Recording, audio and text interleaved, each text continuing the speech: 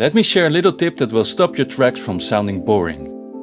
Many producers spend a lot of time crafting that perfect synth sound, and after hours of tweaking and tweaking and tweaking, they finally find it.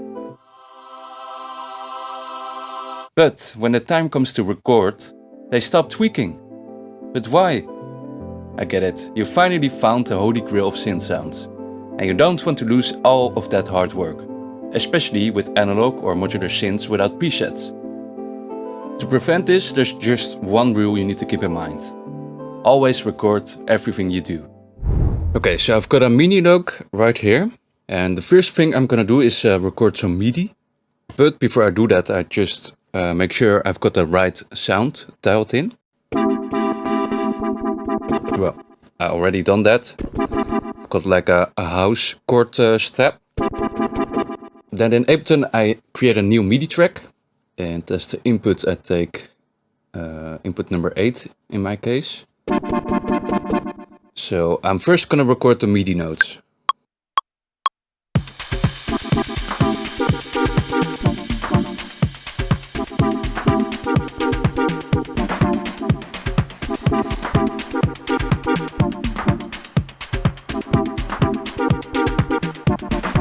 Okay, then I need to set the output to the MIDI log as well.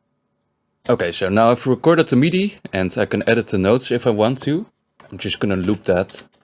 Yeah, now I can record the filter movement. I can adjust the delay time, anything I want. I've also added an audio track right here.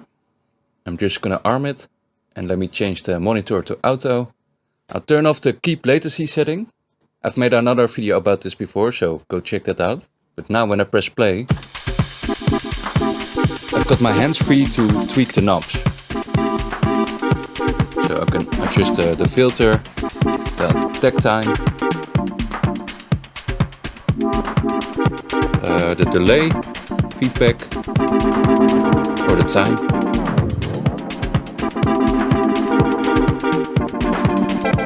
And now I'm just gonna press record and improvise a little bit. If you want, you can record these knob movements as automation, but I like to work in a different way. I like to select a range and loop it, and then I'm just gonna record a bunch of takes and tweak the knobs as I go.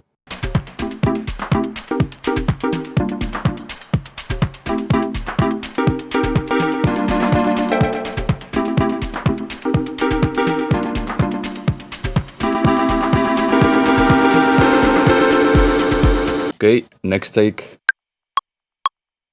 Just need to make sure to reset the knobs when I try it again.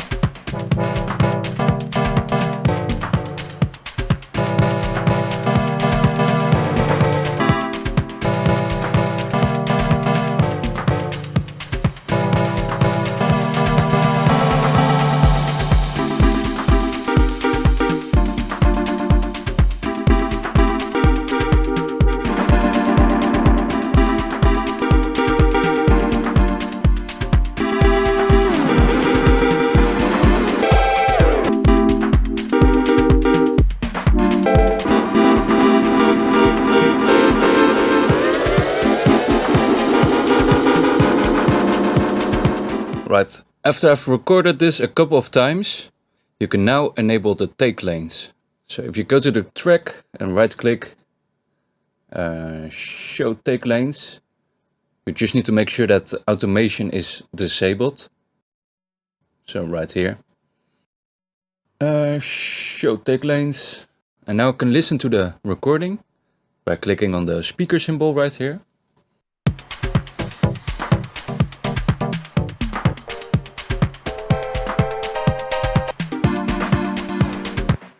You can then make a selection and press return or enter to make it active. So now you can pick and choose the best parts. And these are all automatically crossfaded right here. This technique is called comping. So to create a compilation take, we're compiling the different takes into one master take.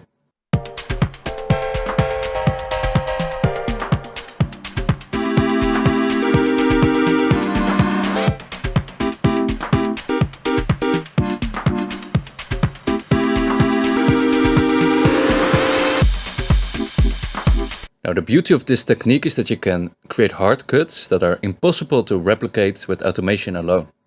Here for example, I'm not sure what I even did here.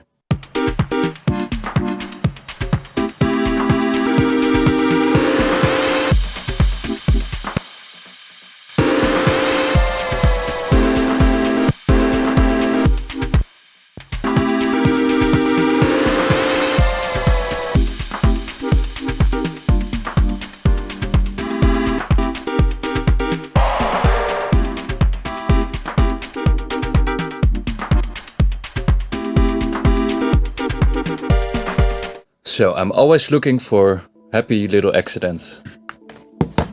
And if you do this throughout the entire track with all your instruments, there's never a dull moment. Each note sounds different, just like with acoustic instruments played by real musicians. And you'll soon realize that once you do this more often, you don't actually need that many tracks, because they all sound unique on their own. And you can even take this one step further by recording the same notes but with different presets. So you can cut between the two. Or you can even duplicate those tracks. So let's say I can duplicate this right now. And I make another selection. So let me just do something random. So if I right click, show take lanes again, I can hide them. And now I can pan the two, so this one to the left, this to the right.